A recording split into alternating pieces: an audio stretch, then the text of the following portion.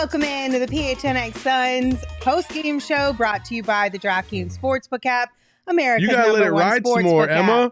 You can't just kill me at the beginning of the show. Subscribe wherever you get your podcast and leave us a 5-star review. Okay, kill the music. Kill the music. Kill the music. I'm Lindsay Smith here with Saul Bookman and Espo. Gerald Bourguet will be joining us here shortly. And guys, the Phoenix Suns defeat the Golden State Warriors 130-119. This was a fun game to watch. Let's get into it. What are our 3 points? Espo? Mine's 52.5. It's the 3-point percentage for the Suns tonight. They hit a huge amount of them, and that's against a Warriors team that's known for being fantastic from beyond the arc. But the Suns, they dominated tonight as they went, let me pull up these, 21 of 40 tonight for that huge night from beyond the arc. Mine's a nice simple 50. Steph Curry put up 50 points, and it didn't fucking matter at all because the Suns are that damn good. Move along, Steph. Booker's here. Heyo. Here's your fat O. And mine is 29, which is a new regular season career high for Payne. Payne had himself a pretty good bounce back game after that Miami game. So let's dive a little bit more into some of these points. We're going to start first with Payne. Like I said, a nice bounce back game. Since the Miami game. He was 4 of 17 in that game. Tonight, he was 9 of 17 and 6 of 10 from deep, setting that new regular season career high, 29 points. What'd you guys see out of Payne tonight? Just a whole lot of effort tonight. And, you know, it's tough with Cam because a lot of these looks look like any other night that he gets them, but he was making them and making them consistently. I mean, second quarter, I believe he had 18 points to Steph's 14. He outscored Steph in a quarter this evening. And when he gets the confidence and gets rolling, very few guys can stop him. Even what looked like a potential concussion didn't stop him in this game. Yeah. So. You know, I think just people overall have been a little hard on Payne. Even last game, yeah, he took 7 shots in the fourth quarter, and you would love for somebody else to step up. But guess what? The only person to step up besides Booker was Payne. Payne was not afraid to take those shots. Maybe you want him to be afraid to take those shots because he wasn't hitting them. But I'm glad that he's not scared of the moment like other guys on the court at that time. And so in this game, he wasn't hesitating. You need Payne to play with confidence. If he's not confident, like we saw all last season, he's not a good basketball player. He just isn't. When he's confident, I don't care if it's irrational confidence, he plays at a much higher level and he plays much better.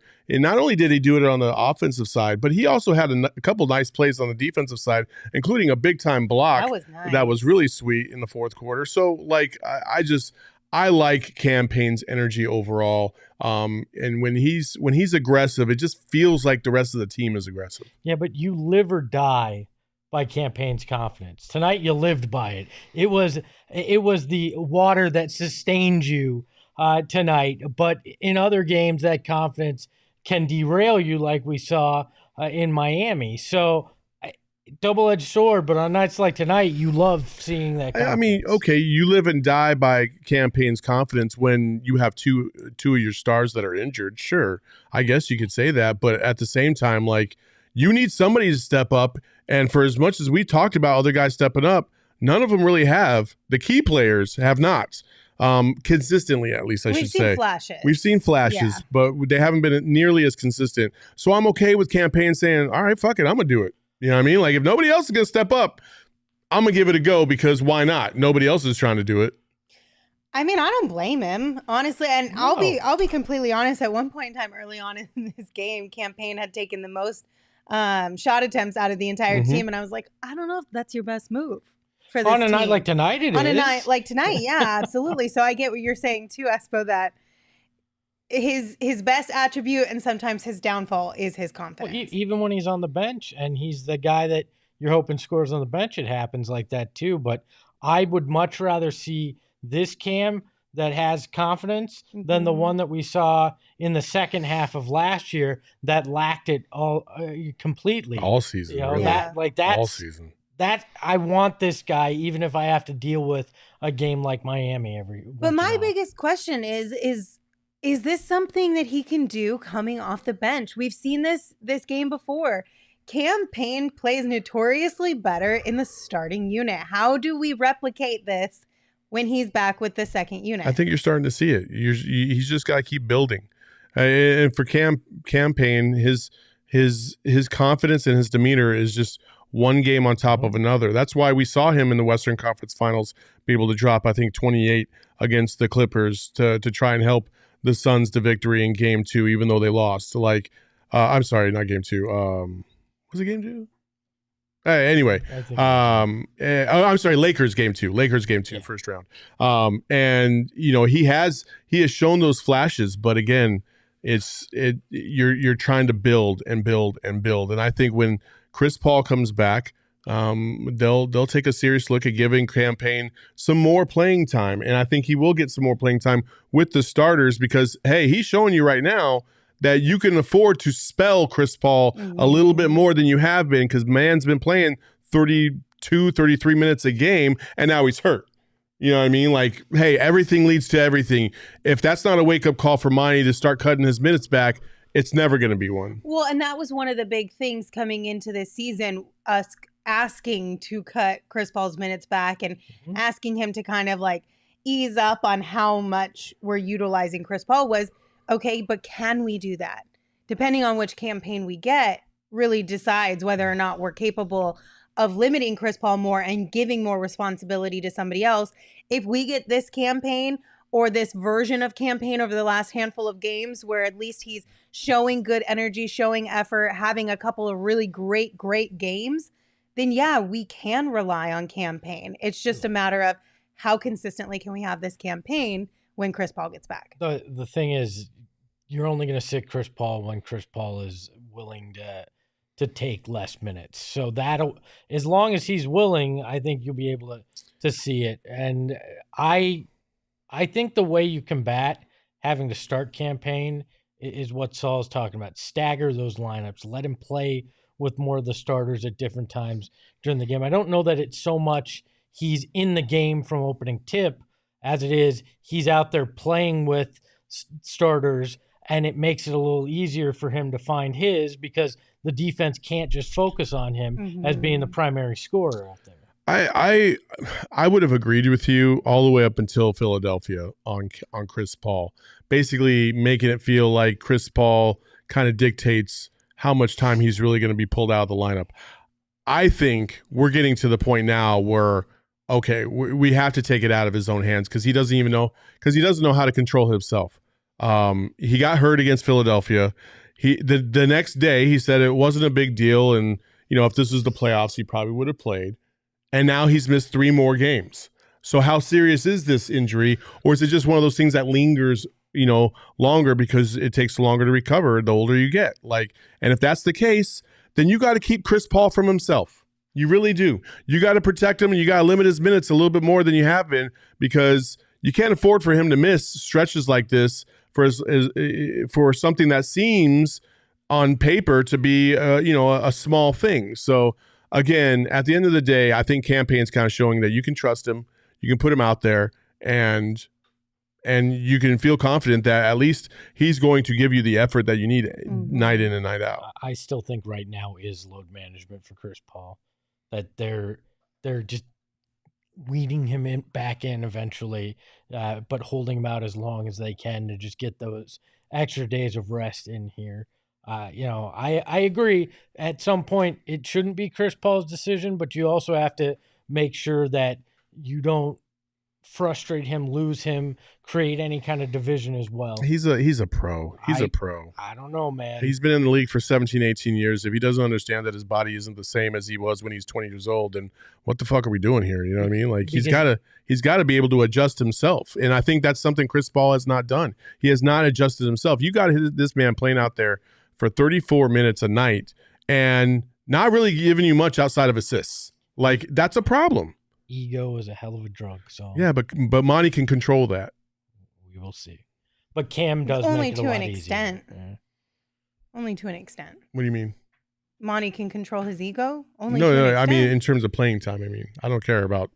Honestly, if Chris Paul got all up in his feels because he missed 2 weeks, over, something that was deemed to be minor, at least, out of his own mouth, then, well, hell, what do you want me to do, Chris? You missed 2 weeks at a time. We need you for the playoffs. We don't need you for Golden State in week 5 of the season or 6 of the season. Like, you have to understand the bigger picture. And as an 17-year-old vet, you should know that. Like, that's the game. Like, we got to move on. Yeah, I mean, you're not wrong. Well, Cam Payne played really well tonight. A lot of players played really well tonight. We're going to get into those guys as well. But first, we're going to go ahead and do it here off the top. Cam Payne is officially our draft king of the game. Cam Payne played really well tonight. Like I said earlier, he had a new regular season. Well, I know. I don't know why she was going into the graphic. I didn't realize that you had just left. I'm sorry. I was like, Emma. what are you doing? Do you not see her running back and forth? What do you want me to do? Just stop? Stretch. Our poor producer. Well, there you go. We just stretched. She's doing wind sprints back here. Lindsay's like, and then I got the king of the game. Oh my God. Graphic. There's nobody can't at the do desk. anything. I got another mouse and it's not even connecting. Well, it's still not working either way. So do you want to stretch or should we just do it without the graphic? You guys tell me. Well, My goodness. we need to put up the Worst graphic night at some ever. point, but yeah. Hold on. I got an idea. Is it in the Slack here? Did we put it in? Oh my God. Oh my God. Guys. Hey! Hey, I we was gonna go. hold my phone up to the camera. Look at that. There's the graphic. Who's our DraftKings king of the game again? It's Cam Payne. Hey! Cam Payne had 29 points, 7 assists, and he was 6 of 10 from deep tonight. Congratulations, Cam Payne. My question is, did you not see her sprinting? No, I didn't. I wasn't paying attention to what Emma was doing. I wasn't paying attention to us. I'm sorry, Emma. Okay, I'm sorry. we have to cue this up, okay? What do you want me Earlier, to do? when we were watching the game, Sean DePaz and the ASU guys were cheering on the Sun Devils, and they were jumping up and down and shaking the floor. Emma literally was running back and forth to her other office to grab a mouse and shaking the floor, and you didn't even notice it at all. No, because blows me we're away. doing a show, and this is what I pay attention She's to. locked in, folks. Locked I'm in. sorry. I just saw this blur go right. Clunk, clunk, clunk. Anyway, back to the show. Congratulations, Cam Payne. Also, congratulations to me, because my bet hit again for the 3rd game in the row on the DraftKings Doesn't Sportsbook count if you app. don't actually bet. Yes, it does. Yes, it does. No, it doesn't. Yes, it does, because it's more of an offering in our pregame show of what you could bet Fucking on Jason tonight. Tatum. If And you would have here's just got me some 20 advice. points, I would have won my parlay, you dick. So you could be as salty as you want, Saul, but my bets that I've chosen have hit 3 games in a row. I actually so put suck money it. on mine, though. Doesn't matter. You haven't won. So you've just lost your money. So at least I put it on the Anyway, line. I'm just saying, as of right now, if you're taking betting the team advice on from my anybody back. on this show, maybe it should be me because I've hit 3 games in a row. Devin Booker helped me out again tonight. I took the over on assists at 5.5, and he ended up with 9 of them. If you guys want to get in on the DraftKings Sportsbook app fun, you can download the app today, but make sure you use that code PHNX because when you use that code and you're a new customer, you can make any $5 NBA moneyline bet and get $200 in free bets if your team wins. So again, download that DraftKings Sportsbook app and use promo code PHNX. Minimum age and eligibility restrictions apply. See show notes for details. No, my bet didn't hit, but I had said DA 30 points over the next 2 games. No, you did That's not. what I No, said. you did not. Look, No, you did not. If you guys watch, And I you take didn't even get bets. half of those points. I take bets that are large, wins if you get them. Not Yeah. that they're gonna hit, but that there's a chance. So I bet on the high money. That's why we had Crowder's Cash Club last year, because the line is huge and you can make a lot of money by betting a little money. So I mean, I don't blame you. I feel like that's not a terrible approach. Because then you might lose a few more of those bets, but when you hit on one, it makes up for all of them. From a gambling perspective, DA is not a good bet right now. No, absolutely He's just not. Like I think that's like 8 straight games where he's either missed like the over the line for points. It just has not been a good ride. It just hasn't. I'll just say I Lindsey Smith this. I didn't Gambling put any money wise. on it. Gambling wise, okay? Gambling wise. I'm not saying he had a shitty performance tonight. It wasn't great. It wasn't awful either. It was just whatever. We'll get to that later. Also, just want to remind you guys that we have teamed up with our friends over at Four Peaks to host all Mexico and U.S. World Cup matches. And the first one is Tuesday, November 22nd, Mexico's first World Cup match. It'll be around 8 a.m., I believe. And we're going to have 9 a.m., but the 8 a.m. thing is when the buffet starts. Yep. There's a delicious breakfast buffet that'll be available. Drink specials, guest appearances from rising head coach Juan Guerra, right? Juan Guerra. You can buy your tickets in the description of this show. It's going to be a lot of fun. Those beer specials, $3 for some Kilt Lifter and Wow Wheat pints, giveaways, lots of exciting things. So we also put the link in the show notes. As a reminder, you do have to be 21 or older to enjoy Four Peaks beer, and we ask you enjoy responsibly. But be sure to come and hang out with us on November 22nd. I wonder how many $3 beers you could drink if you started at 8 a.m. and you stayed through the whole workday. Gosh. You want to find out on Tuesday, Saul? Say it again, what? I said, I wonder how many $3 beers you could drink if you started at 8 a.m. and you stayed till 5 through the whole workday. And then I asked you, do you want to find out on Tuesday? No, I will watch you find out, All right. but I will not find out myself. All right, then. All right, let's continue on with our 3 points of the game. Espo, you said 52.5%. That was what the Suns shot tonight from deep. Why did you choose this point? Well, most threes the Suns have made this year, it was, anytime you shoot that many and you're above the 50% mark, you're having a special night. And again, math. When you make that many threes, you are going to beat your opponent, especially when they don't make that many threes. So tonight, I just thought that stood out to me as a big reason why they won. I mean, I almost said New Orleans. I don't know why. Golden State had 18 made threes to 21 for the Suns. So not a huge difference in those makes, but I mean, if you don't make as many as you did tonight, it's a little closer, and that's where Steph's 50 becomes much more problematic when he's feeling it like that, if that gap is just slightly closer. So they needed every three tonight. I thought it was a great offense performance by this team, including the assists as well. I mean, they had an unbelievable amount of assists, 33 on 44 made shots tonight. So overall, this offense was humming, and it was fun to watch. I mean, the ball movement is what separates that, and it opens up those 3-point shots. Like, to be honest, I thought as a team they all looked confident, comfortable from the 3-point arc. Especially Torrey Craig. I thought Torrey Craig had a couple key threes. 3 and 6 tonight. Yeah, and again, like each three, I felt like was just another dagger, and really kept the Warriors at bay. Like, they kept them at a safe distance. Every now and then they would get to like 6 or 7, and then they'd hit a couple threes, extend it back to double digits. And that's what you need to do to a team like that. You don't ever want them to break that kind of like 5-point seal, because once that happens, then they have all the momentum, and you can kind of feel like you're in quicksand. And so I think the Suns' 3-point shooting tonight was fantastic. Nobody looked like they were afraid or uncomfortable to take those threes, which was a little bit of a difference than the Miami game. So if they do that, they're going to be almost impossible to beat.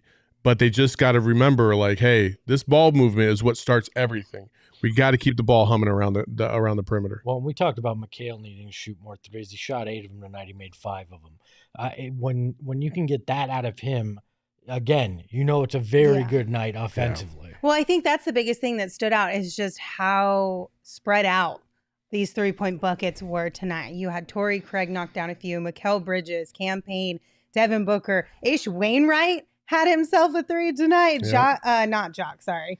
Welcome back. Jock shot one. He did take one, but he didn't make one. Dwayne Washington Jr. and Damian Lee. Like, if you have a whole bunch of guys on this team who can at least knock down one 3-point bucket throughout this game, then it creates that uncertainty defensively for whoever the opponent is. And that's important for this team, especially without Payne. You got to create that uncertainty, that idea that you can't just slack off on this one guy or this group of guys. The only one we have to pay attention to is Devin, maybe Mikal on certain nights. Yeah, imagine adding Cam Johnson back into this. Yeah. On a night like this. Dreaming is free. You could add 3 or 4 more of these long shots.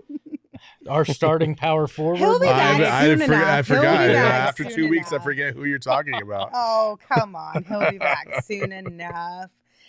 Okay, well, we're on the topic of 3-point shooting, but just overall, it was also a really good night, just offensively in general. All of the starters by the end of the third quarter were in double figures tonight.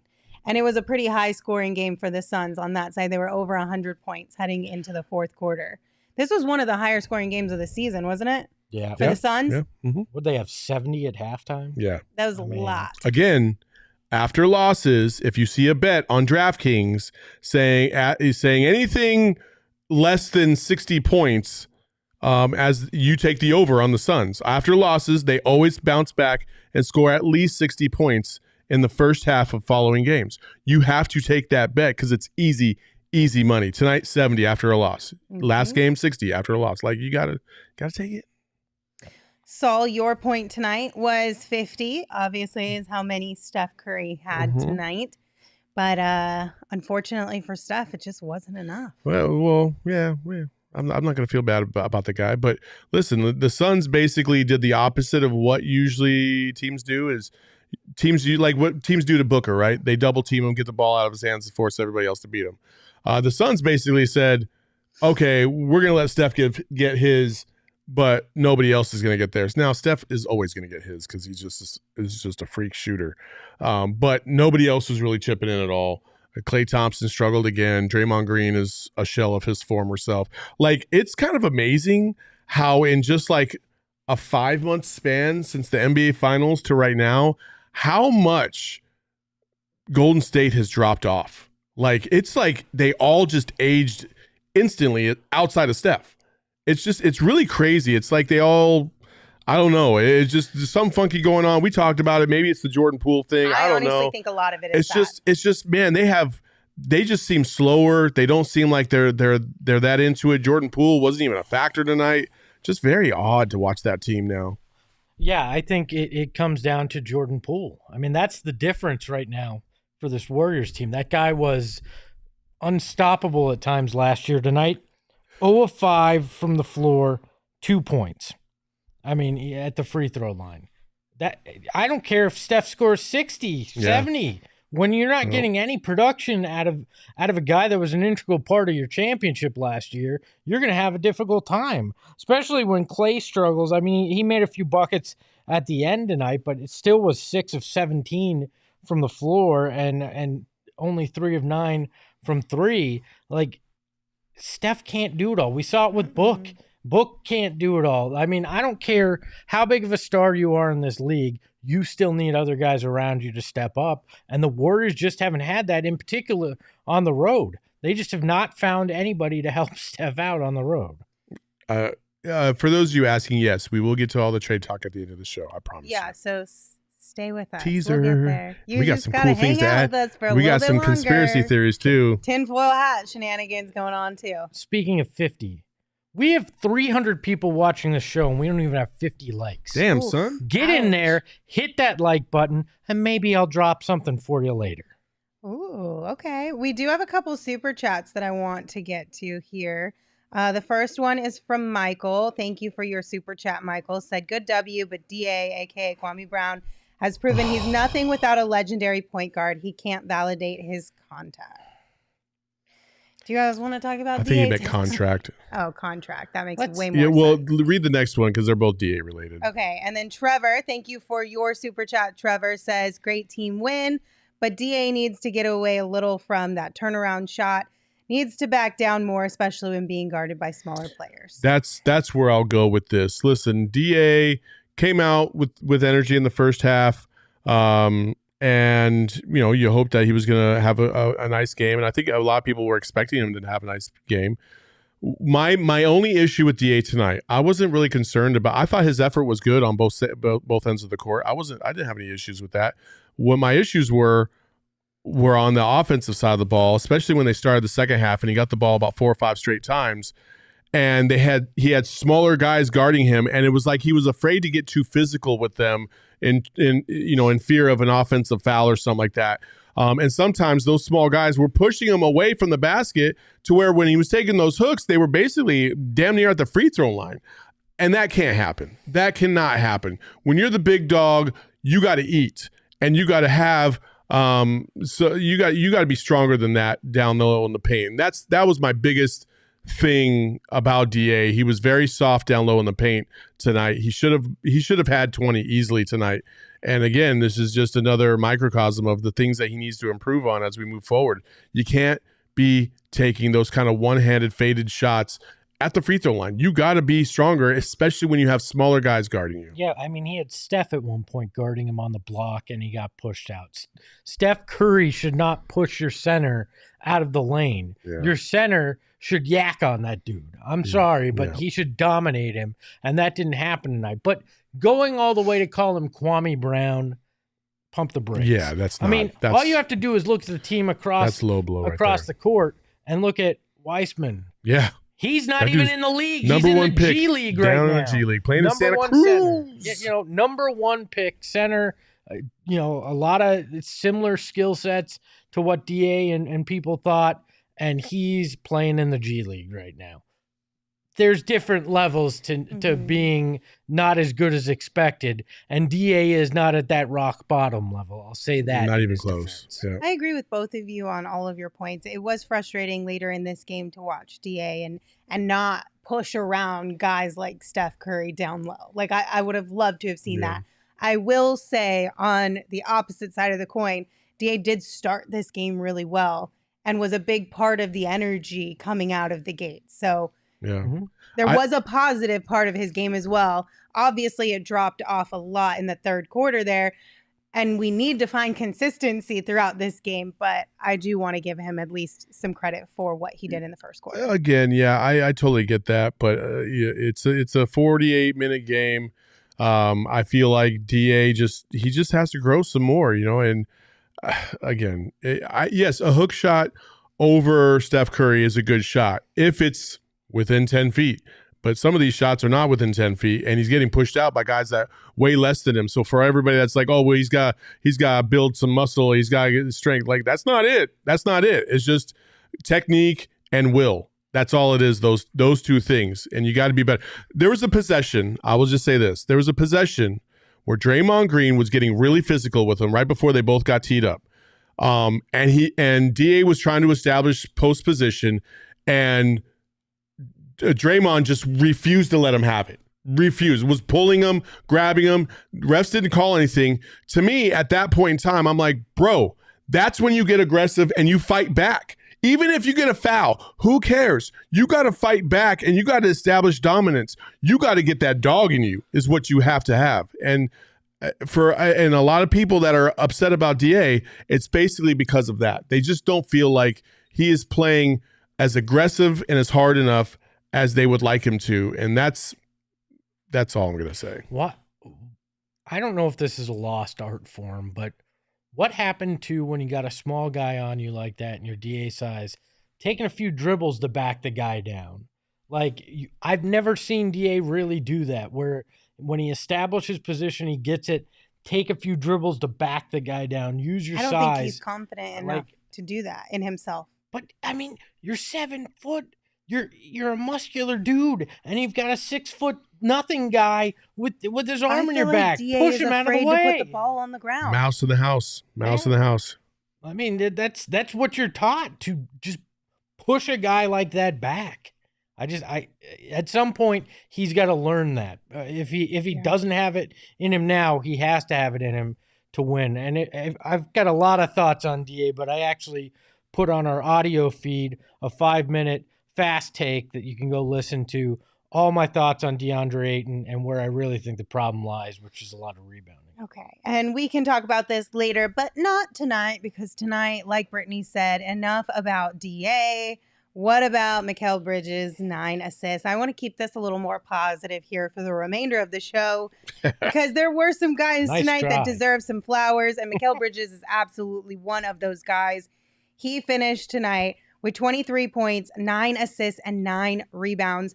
Those 9 assists were another career high for him. We've talked about how Devin Booker can have those quiet games that you don't realize, oh, all of a sudden he's got 30 points or whatever. That was Mikal tonight in scoring and almost having a triple-double. But I think the best thing Mikal did tonight was trolling the shit out of the Warriors. Oh, my God, yes. There was the play where Steph punches the ball after a foul happened on Mikal or against Mikal while he was trying to score, and Mikal's laying on the ground and he just points up at the ball and smirks when it goes into the stands, like, oh, you guys gonna call that because that wasn't right. And then there was the play where he hit the 3 in the corner, kind of backed up into the Warriors bench and bumped into Clay. And we all thought, oh, he turned around. No, we all thought. Lindsay thought that he turned around to say, oh, I'm sorry I bumped into you. No, okay, at first I thought he was trolling them. And then they showed the replay and he was like, hey, Clay, what's up, buddy? Calm down, okay? Let's be honest. Calm down, sir. But what? Okay. I thought he trolled them at first, and I said, oh, my God, did you guys see Mikal? Which neither one of you caught, by the way. What? Then they showed the replay, and I saw Mikal step on Clay's foot, and I said, oh, maybe he was just saying sorry. Because I was surprised that Mikal was doing that. But he put his hands up. Then they showed the but you replay again, and then we all saw Mikal actually troll them. Let's calm down. No. You said he looks like he apologized. I was like, it looked like he put his hands up. I said, did you guys see Mikal troll the bench? And you said, where? And I said, look, on the TV that we have, the secondary TV that's behind. Yes. Yeah, you guys missed the whole first interaction until I pointed it out. To be fair, you didn't really get a good look at it until Y'all just trying to throw me under the bus today, and I am not here for it. You're about to get Chelsea. Can we have a Bring discussion? it, Like, Chelsea. damn. No, that's why we can't. Not tonight. Why am I the one trying to get us on the rails? This is bad.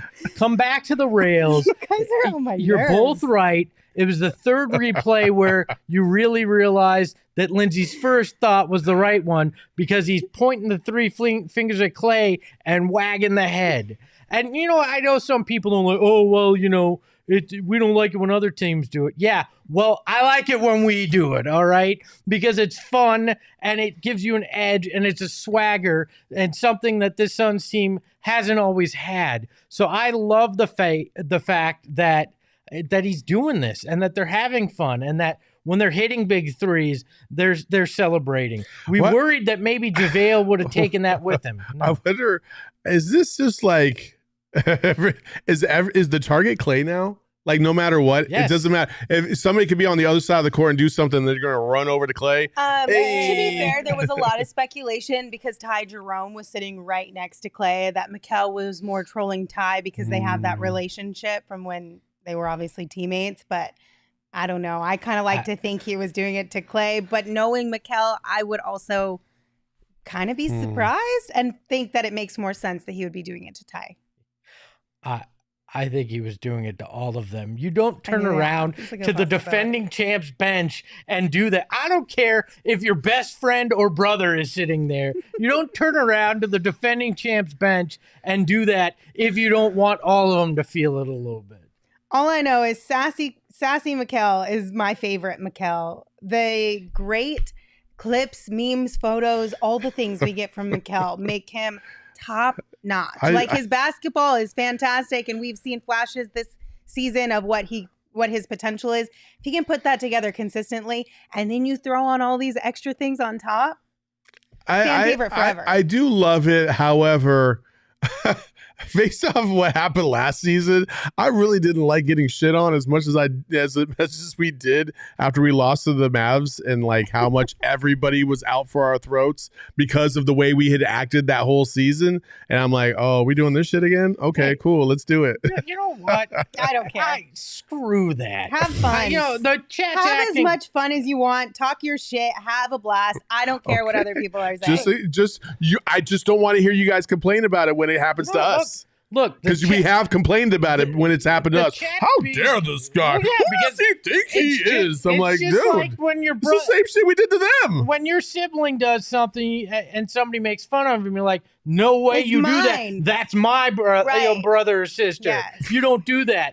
Yes. But then you can make fun of them for doing Exactly. it. Yeah, Like, exactly. you know, look, the chat's being a bit Pollyannic. I'm sorry, Gerthlings, but you haven't won anything, so you can't talk trash. Reggie Miller was the greatest trash talker in NBA history and has 0 rings. Eddie Johnson's up there and has 0 rings. I don't give a shit. If you're good at shit talking, go do it. Have fun with it. Make it part of your calling card. And that's what some of these Suns are doing, especially Mikal, who's his troll rating is 99 right now. Is okay. All right. We just have different versions of talking shit. Well, I think you could call him a troll. Mikal is a troll. Yeah, he's definitely there's a troll. difference. Yeah, I don't see him talking shit like, during a game. But my point, Reggie Miller talks shit during a game. But my point he's just trolling. There's two differences. Yeah, but my point was, you can't do any of that unless you win a title. It's like, no. We had this conversation last time the Suns and the Warriors play because everyone was bringing it up. Devin can't talk shit to Clay because he doesn't have any rings. Yes, absolutely he can. But this is the thing though. Devin Booker will start talking shit from the very jump of the game. Right? He doesn't wait until they're up. He doesn't wait till they're up, and he doesn't give a fuck. He will go at you no matter if they're down by 30 or up by 30, right? That's my only thing is like, all right, well, hey, you can shit talk, but make sure you keep that energy through the whole time. Like, I'm just saying. Eli in the chat, will we get an Espo suck at war cry tonight? You guys get to 120 likes, and I'll give it to you tonight. Also, a couple more guys here that I just want to bring up. Damian Lee. I'm a big fan of Damian Lee. Fourth quarter Lee. Yeah, he always shows up big in the fourth quarter with a couple threes. Tonight we got 3 of them, 2 back to back, which was really pretty. I just like his attitude when he's out there too. He seems like he's got a lot of confidence. He seems like he's a really good team player and a good locker room guy as well. I think that was a really good pickup this summer. Well, and he got 7 rebounds. I mean, he another guy that understands his role, does the little things, takes his open shots, and that's that. And he's been doing it when this team needs it. I mean, in the fourth quarter, when you don't have Chris Paul, you don't have these guys that have traditionally taken the shots for you. He's hit some big buckets, including that game winner earlier in the season. I mean, he's a dog. Yeah. He's a dog. He's the kind of guy you want on your team. I'm actually shocked now watching him play this year that he didn't get more run with the Warriors last year because he's been fantastic. And I can see why Steph was excited when he hit the game winner against the Mavs. Like those guys really love Damian Lee, and it feels like we got a really good one. Yeah. Also, yes, Dwayne Washington madly needs more playing time. And listen, here's the silver lining. Like, you never want anybody to get injured on your team. But the silver lining to Chris Paul and Landry Shamet missing a few games is us getting more Dwayne Washington Jr., Damian Lee, and a bunch of other like rotations that we wouldn't normally see. It forced Monty's hand to show us and for us to experience what these guys can bring to the table. And I think that is going to be so good for us moving forward because I can see a situation, obviously depending on Monty, because we know he's very loyal to his guys, but I could see a situation where we might see less of Landry Shamet and more of these guys at some point in time in the season. Oh, I think we're headed that way, especially when we get to the end of the show. I'll tell you why. But also, something needed to force Monty's hand because clearly he did not understand his own lesson last year. And at the beginning of the season when he had everybody available, he didn't even try to play these guys. And now he's playing these guys a lot, like Dwayne Washington's getting more reps, as he should. And Damian Lee got some burn from the jump, so that's cool. But you needed to do this, especially on the heels of what happened to Aaron Holiday. Again, maybe not the greatest difference maker, but he seemed like he had a little bit of juice. And for a team that had no juice in the games, basically 4 and 6 and 7, like you needed something. And so I'm glad that these guys are getting an opportunity. Dwayne Washington, honestly, when he got pulled out of the game, the last time he got pulled out of the game, he was teamed up with Payne. And I didn't understand why they were taking him out. And I think they brought in Jock at the time. Or Torrey Craig. They brought in Torrey Craig. I didn't understand that because he had just got done hitting a jumper. He made a couple nice plays. He had just fed Jock after the block and jock for the dunk. And so I was like, this is fantastic. I don't know why he would take him out, especially in the fourth quarter. Why not continue to see if you could build this lead and give Book a little bit of time on the bench? Like, he didn't need to come back in. Again, these are the things that Monty needs to improve on, in my estimation. Give these guys a little bit more length. Let them play a little bit more. I'm going to give a couple other flowers, if you don't mind. Of course. Josh Okogie. Struggles offensively. We knew that was going to be the case. But he had that massive block on JaMychal Green where it looked like Green was going to get a dunk, and he went up and blocked him. He met him at the top of his jump and blocked him. Spectacular play, tone setter kind of play in this game. And then Jock Landale, he slipped screens tonight, got dunks, was running the floor. I liked what I saw out of him. Finishes with 7 points and 4 rebounds. Not huge numbers, but in 16 minutes, that's an important play that you get and spelled Deandre Ayton at times. Again, it's just about the energy that these guys bring. These guys absolutely bring the energy, and that's what you need with a team that might be a little bit deficient talent-wise in your starting lineup. They got a couple injuries there, and so you want these guys to come in with energy. And again, Jock, he was sprinting up the floor. He was getting easy buckets, getting nice dunks. Like, he keeps the energy in the building, not only with him and his teammates, but with the crowd as well. I think, honestly, we got some really solid guys on our bench. I know we were all really worried, and we've already had this conversation multiple times, but I'm pleasantly surprised and very happy with some of the guys that we have on our bench right now. Yeah, they've outplayed our expectations for them so far this year. I still think you could bolster it a little bit, but I like what we've seen out of these guys, and heart and hustle goes a long way on a bench. All right, I have one final flowers. Anybody else have any other flowers? I don't ever give out flowers. All right, we know that. My final flowers goes to Chasing Waterfalls on Twitter, at Thrilla the Chase, for this really funny tweet that we saw towards the end of the game. He said, "Is this an ashtray made by a third grader? Because this clay is effing cooked." And it's a picture of a That's not kind what of a it bummer says. piece of clay there. And I thought it was really funny. It made me laugh. Mostly because I'm really into clay right now. So it kind of worked out. It's like 2 jokes in one. And Saul thought I was over here looking at clay during the game when I was really on Sun's Twitter. Espo and I were talking about something. I looked over and I just see this big old clay pot. I didn't know she's in the pottery, and I was like, she ain't paying attention. She's just looking at pottery online. Nope. Sun's Twitter. Sun's Twitter and pottery, when they collide like that, makes for a great time. So that's a flower to them for making that really funny. Usually I don't go chasing waterfalls, but for that tweet, it was pretty good. Oh, good one, Espo. That's a TLC joke for those youngins out there.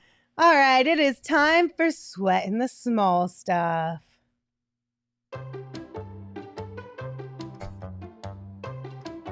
It may not be cool. It got really quiet all of a sudden to discuss, but we did talk about it in pregame, and we talked about it in the game against Miami. Free throws. They were much better tonight. Yeah, they got 25 of them tonight, and Devin Booker in the first 10 minutes had 7 and made 7, which was almost double what they had in the entire game in Miami. So. Yeah, I mean, again, they were the aggressor tonight. I think it's easier to be the aggressor against a team that mimics your style. The Suns are a good defensive team. They're not like a physically intimidating defensive team. They're just a really talented defensive team. Their rotations are elite. Like they're really good. Miami's more of a physical kind of brute. Like they're gonna grab you and make things tough. And when you start the game out that way, refs just kind of adapt to that style sometimes, and they just let you get away with everything. And that's what happened. And it wasn't right, and it wasn't good against the Heat. This time, the Warriors are not nearly the defensive team they were last year. Matter of fact, I think they're the worst in the league defensive rating wise. And the Suns took advantage of them because they were out of position multiple times. They got a lot of easy looks, a lot of and ones. Like that's just, it's a fact. I mean, it still wasn't a flawless game by the refs, but then it never is. I'm But this not was- looking for flawless, though. Well, I'll hey. take just decent. As somebody that's, well accustomed with perfection in his job, I'd like to see it from the refs every once in a while. I mean, I don't blame you. So I was just like, I'm not even taking that bait. I But it was honestly- better, though. It was better. I think a lot of it probably has to do with how many people are complaining. Yeah. And also, pregame Monty told us that I believe James Jones actually called and had a conversation with the league after the Miami game just about, I'm assuming, consistency. Because James isn't trying to get in trouble, and obviously it's more public, but he could have called and complained. He could have called and been like, hey, man, like, what's the deal? And he's probably not the only one who's made a call. Hey, Adam, it's Champ. Can we get some fucking calls out here? Click. Or, hey, Adam, it's Champ. Haven't we been through enough? Yeah. Please don't make it worse. Remember those 43 pages that you called an investigation? Can I get some foul calls over here, please? It probably was not a very comfortable conversation, but you know what is comfortable? Oh, geez. These chairs. These chairs, thanks to our friends over at More Furniture. And if you guys are in the market for some new furniture, maybe you're looking to spruce up your home before the holidays, we highly recommend our friends over at More Furniture. And right now they're having a fall sale. You can check that out at morefurniture.com. Plus, right now, you'll receive a $100 gift card for every $1,000 you spend. I was actually looking on their website the other day because I'm kind of like tiptoeing around the idea of maybe getting a new sofa. And they had one where the chaise on the sofa, like what's that part called? The chase. Yeah, is that what it's called? Mhm. Was like 3 people deep. It was almost like a bed. And I was like, Ooh. okay, this could be really great for watching games and movies. Like, I'm not mad at this. So make sure you check out our friends at More Furniture again at morfurniture.com. Also, really quickly, want to remind you guys about our friends over at Underdog Fantasy. Underdog Fantasy is a really cool app where you can combine all of your favorite things about fantasy sports and potentially win big money at the same time. It's a great app to play fantasy by yourself or to play fantasy with a bunch of your friends. If you have not checked it out, I highly recommend Underdog Fantasy. We also have a fantasy show, so if you're kind of new into it, or if you just want some extra tips, or if you want to hear some guys who play fantasy on Underdog all the time give you their advice, you should check that out as well. Ladies and gentlemen, I do have to read a disclaimer real quick for this ad. Sure. Sorry, if you just hang on 1 second. Hold It's your really horses. easy to get started. Just go to underdogfantasy.com or download the app from the App Store. But make sure you sign up with the promo code PHNX, and Underdog will match your first deposit up to $100. Okay, Saul, take it away. ladies and gentlemen, we have something special for you. In the darkness, beyond the light, there shall only be one. Welcome to Gerth is here. The Gerth! Did you even see that? Did you even see it, Gerth? I absolutely saw it. What on earth? That is amazing. Hell yeah. Oh my god. Did I you was not realize ready that was for Saul's voice? I did not actually. That's but Saul's I can hear voice. it now. People were looking at me funny when I was recording it this morning, but I wanted to make an epic intro for you, so there you go. You recorded that in the far studio, right? Mhm, yes. I'm 4 offices down from that and could hear it while he was recording it, Gerald. Oh, that's amazing. Totally worth it. Oh, man. Gerald, I know you talked with Monty and some of the players. What was the topic of conversation tonight? Yeah, so there were a lot of things. Obviously, the career high from Payne was a big deal, especially bouncing back from a 4 of 17 shooting night. He talked to Torrey Craig in the locker room, and he was saying Payne's just stayed aggressive in the starting role. Even when he's had those off shooting nights, he's just kind of kept with it. And it was big for him tonight because he stayed aggressive, and, obviously knocking down 6 threes helps a lot. But that's exactly what they've been telling him. Monty and Book have both confirmed, we're telling him to keep shooting, to stay aggressive. And, if he's able to keep that up when Chris comes back, hopefully that's something that can really benefit the second unit as well. What did Monty have to say, or any of the guys have to say about the 3-point shooting tonight? I mean, 52.5% is pretty spectacular when you take 40 shots from deep? Yeah, it wasn't a big topic, but I think it stems from something they did talk about, which was the way that they moved the ball tonight. And that, I think, led to a lot of the quality looks that they got. And they had a really good shooting night, obviously, but it helps when you're kind of picking apart a Warriors defense that, let's be honest, hasn't been great this season. The Suns had 33 assists, I think, on 44 made field goals. So 3/4 of their buckets were all assisted on. Monty was saying, moving the ball is a staple of our program here. And when we don't move the ball, like, everybody on the bench can feel it. He was kind of joking that Mikal Bridges is usually the guy that's shooting off of other people's assists. And tonight he had that career high 9 assists. Devin Booker joked after the game. He was saying, I didn't know he could pass the ball for real. I thought he could just shoot it. So they were having a little bit of fun with that. But it was just kind of a testament to how well they were moving the ball tonight and finding their guys, that they were able to get such a high number of assists and shoot the ball so well from three. In regards to Deandre Ayton, there's been a lot of people in our chat that said that, they didn't feel like he played very well. I kind of feel like he played okay, but I think he missed out on several opportunities, especially with mismatches down low in the paint and being really forced out of position. What was your take on DA tonight? Yeah, I mean, I think it wasn't a bad game. I think he had a rough stretch during the third quarter, and it wasn't for a lack of trying. And that's the thing that stands out to me is, I caught some flack from some people on Twitter for saying he was having a brutal third quarter. And I should have clarified that. He was having a brutal third quarter in terms of converting. And the Suns were doing they were being pretty intentional about feeding him the ball, about getting him the ball down low in spots. They missed him once or twice, but overall he took like 5, 6, 7 shots during that stretch and missed all but 1 or 2 of them. And it was just a case of missing shots that he's capable of making, I think. So I didn't think it was a bad performance. I think it was fine. He just didn't convert on some of those looks.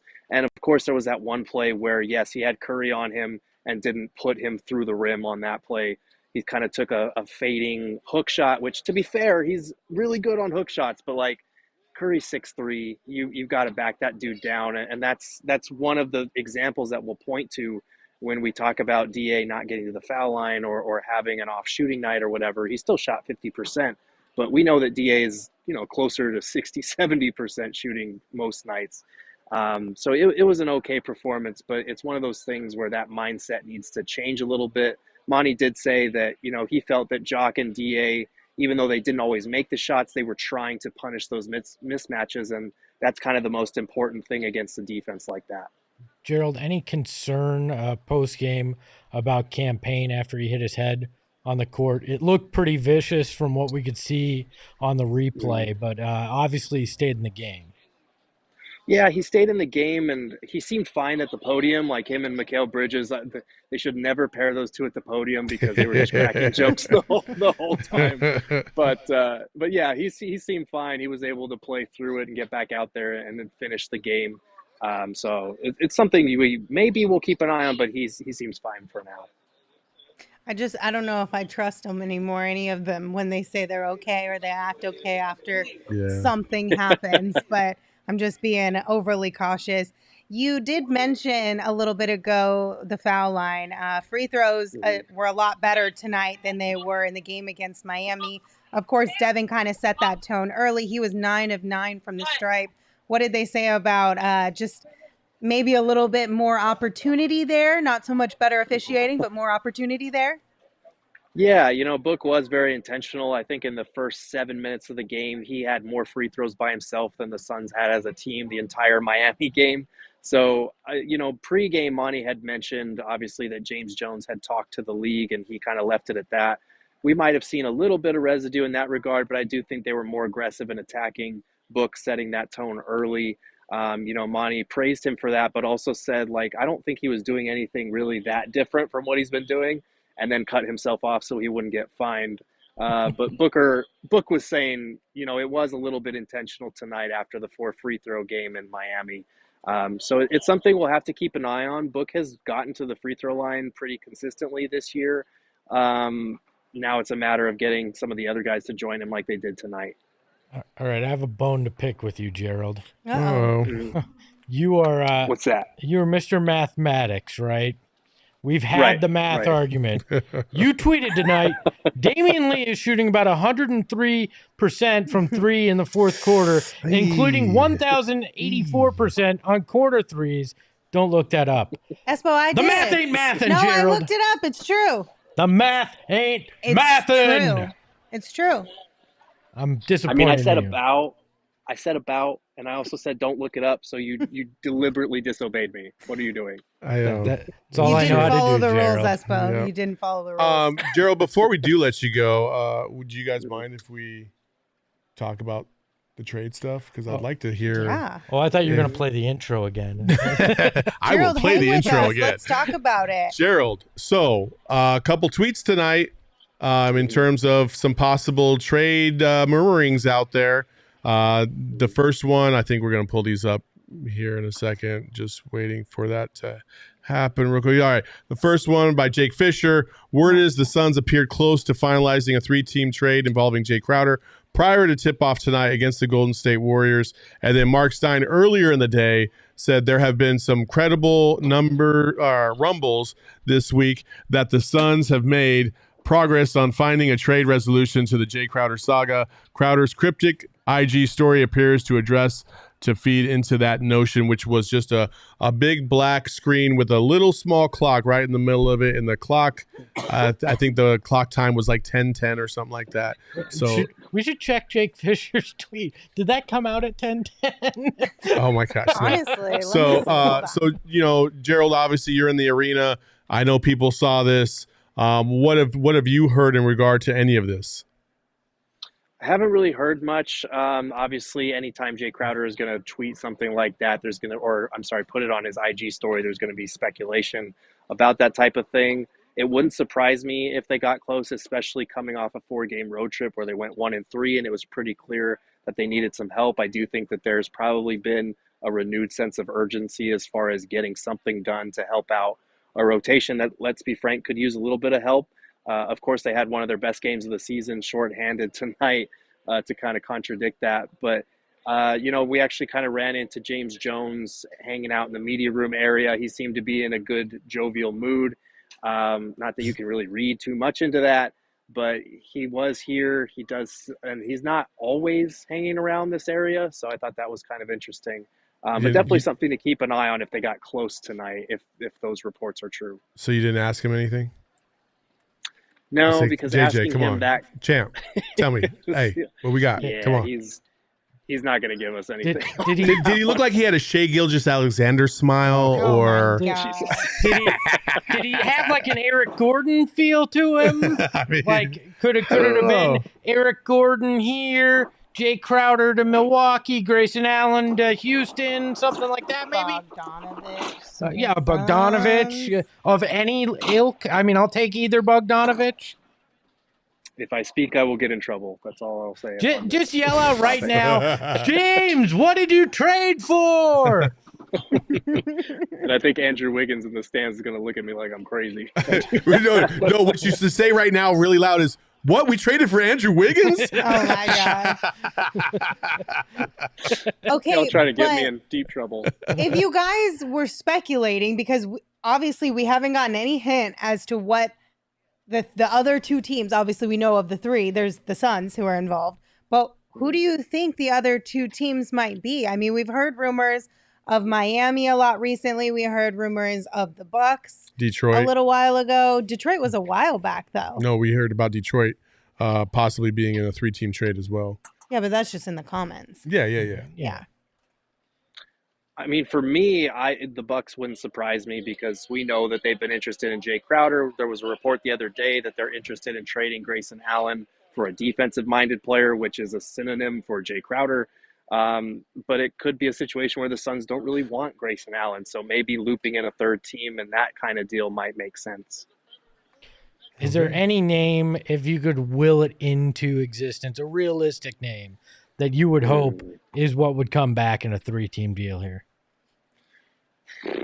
I don't know about a specific 3-team deal with the Bucks. I'd have to look at the numbers because math is important to me, Espo. But but I don't know. I mean, we've talked about so many different trade candidates. Like Julius Randle went off tonight, and I was just kind of looking at him put up numbers. Denny Abdija is another guy with the Wizards that's come up a lot. I know David Nash, our friend on Twitter, has been really high on his fit with the Suns. So Knicks and Wizards are two kind of intriguing teams because they're doing okay right now. And if they suddenly take a downturn, maybe guys like that will become available.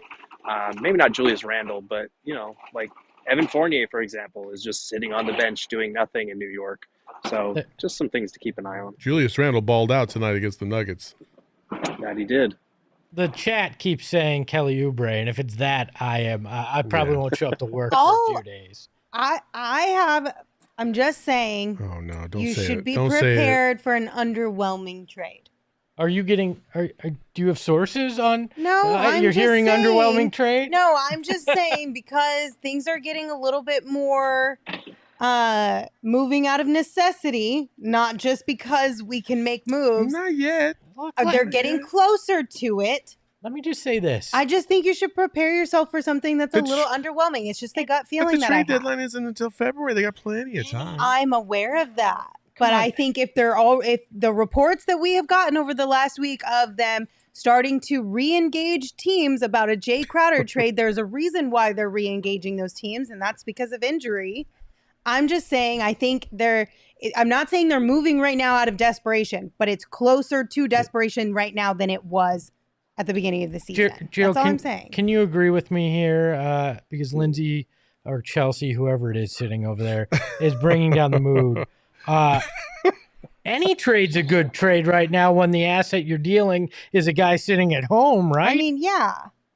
Yeah, I think by default, obviously, any warm body that's able to play for you right now and plug up a hole in the rotation is better than what Jay Crowder is giving you. But yeah, to Lindsay's point, the timing of things is interesting coming off the 1-3 road trip. I think tonight helped a little bit in that regard.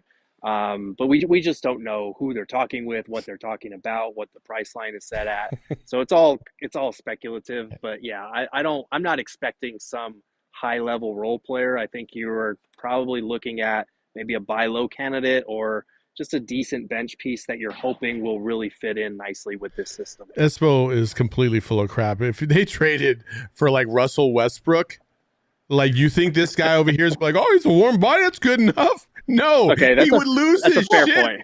I mean, it's a fair you'd have to figure out how to get $44 million in salary. It'd be more than Jay Crowder. Like, wow. Do you want a tinfoil hat trade theory? Sure. Yes. I'm surprised you haven't said this yet. The reason why Chris Paul hasn't played in the last handful of games is because they're keeping him healthy because he's a part of it. There's your tinfoil hat and Landry Shamet and Dario Saric, 4-person trade. Get him out of here. Ish was in it, but now he's not because we saw him play tonight. Just kidding. We're not trying to burn down Rome. I'm just messing, you guys. I'm just messing. Hello in the chat. One of our Girthlings did say it's Jay for the new Sacramento laser beam. Yep. I'd be down for that. Yep. It's the right color. It's purple. So also, Gerth, you look very sexy tonight in your clear screen. People in the chat have pointed that out. They're like, "Oh shit, he's in like 4K tonight." Yeah, what have you done differently? I have finally found a spot on the court where I can stand. There was nobody on the court, and the reception here is just peachy, guys. It's really great. There you go. It looks great. So go back to Are that you using your phone or your laptop? Using my phone. That's the other thing. That's why you got that 4K resolution. Also, Gerald, can I just say that I miss you? These two have been really mean to me all night. Oh my gosh! What? Please come back. She attacked us at the jump. Are you kidding me? Oh my gosh! Are you kidding me? Jared, let me tell you how tonight's going. I'm the one trying to keep it on the rails. Oh, Gerald, I'm about to lose my mind. Come back, please. Even Totree's in the comments saying, see, Chelsea's mean. Oh, Totri, you can kick rocks, bro. Okay? Those are boulders to him, okay? You know what? I'm not going to defend you anymore, Totri. Suck it, Totri. I'm just going to announce this right now. We're suspending Lindsay for Friday's game. So we'll see how that goes.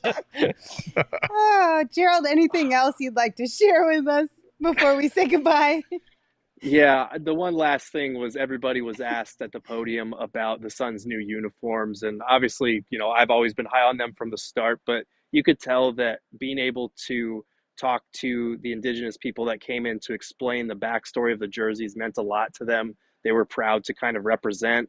In the northwest wall, I think, of the pavilion here at the arena, they unveiled the 22 flags of the tribal nations here in AZ. Those are going to permanently hang there.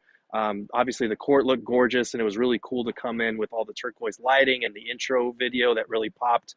But like, it was a really cool event. They played something on the Jumbotron where various Suns players shouted out each nation specifically, and you could hear a different cheer from a different section of the arena. So this was a really cool instance of representation and why that matters.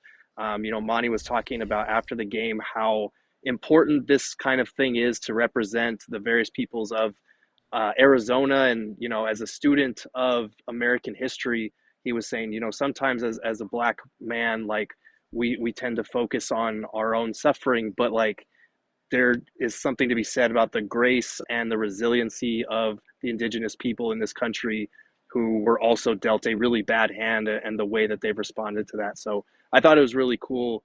And Booker was saying that he loved the jerseys and was proud to wear them, knowing the backstory and what it represented. So all in all, I know some people are still maybe iffy on the jersey. Some people think they're fire, but whatever the case, like that representation was really cool to see tonight. No, like I said, Gerald, I was the biggest skeptic of it, but everything that they've done has made me a real believer in it. I think they're a true testament to what this state's about and the people who were here first. So, Yeah, absolutely, really cool stuff from the team there. And the cherry on top is that they all looked so great tonight. The uniforms, the court, all of the stuff we got to see coming out of the arena, from the intro video to the flags that they all have hanging at the Footprint Center now. Really cool stuff by the Suns and how they incorporated everyone into this city edition uniform and court. It truly does feel like a city edition. Oh yeah, like not for that sure. the Valley didn't, but it just has a lot more meaning. It And feels I like a appreciate state that. edition. Yeah. Yeah, And there also, you go. I think the meaning behind it, to me, is what separates it from every other Suns jersey so far. It's just really impactful, and the way they unrolled it. And I'm going to give my guy Sean Deloney some love, because that dude is a fucking goat. That guy can put some cinematography together like no other. He did it at the Cardinals. He did it before at the Suns, and the Suns were like, "We miss you. We need you back." Please come back, And he please. came back, and I mean, holy crap! That whole team executed this at a very, very high level. It was fantastic. You know who gave him his first full-time job? Not you. I don't want to hear it. You did? Sean's a homie. Sean's amazing. Sean is one of the most talented guys.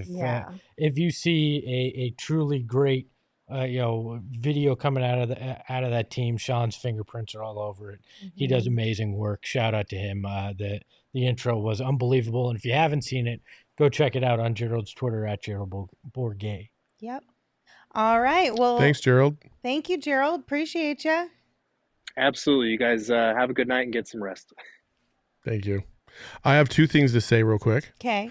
The Blazers are still frauds. Yes, Okay. Hamad. I said that. Number two, I will wear whatever the fuck I want to wear on this show. Everybody's commenting about my sweater.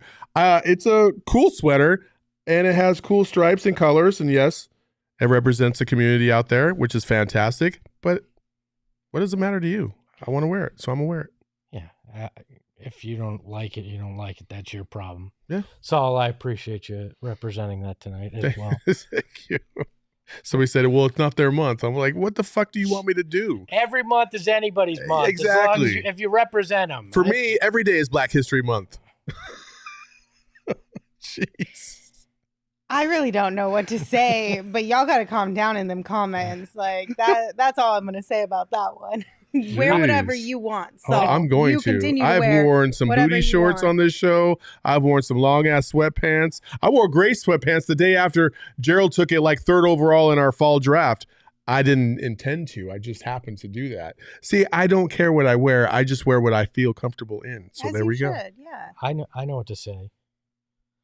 The Phoenix Suns are better than the defending NBA champion Golden State Warriors. Suck it, Clay. Suck it, Draymond. Suck it, Steph. Steph had 50s, but okay. You guys got that for 3 likes shy Yeah. of what we were supposed to be I still- aiming for. So I give it to the consider people what they yourself want. really lucky tonight. Just consider yourself really, really lucky. Okay, I think that'll do it for us tonight. Thank you guys for tuning in. We appreciate you. Just a quick reminder, PHNXlocker.com has a lot of great merch for the holidays. We have a Black Friday sale coming up, and we have a really big announcement coming up tomorrow. So keep your eyes out for all of the PHNX news that is coming out tomorrow. It's actually almost today. We're Almost. we're 13 minutes from midnight. So. like Oh my 8, 10-ish hours somewhat there from now. Keep an eye out on our social media at PHNX_sports. And of course for us at PHNX_Suns. Coach says in the chat says I need to be humbled. I'm the most self-deprecating human you will meet. I humble myself on a daily basis. Thank you very much. You should have heard what he said about the junk in his office the other day. I don't even remember. Yeah, I don't know. That I have no space for it in my own home. Sure. So it just moved into my office. We'll go with that. Yeah. Okay, thank you all for tuning in. We appreciate you. We'll be back tomorrow at 3 p.m. So plan to come hang out with us then.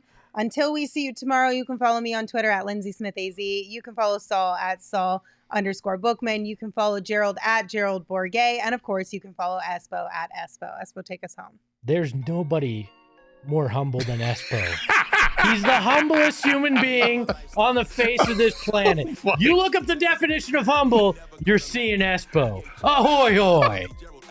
Saw past the ball, we here to turn up the tempo. Got to understand me, I'll always rep the family. Rally in the valley like Dan G, no plan B. Always on the job, my team move like the mob. Turn the beat on, I throw it down like DA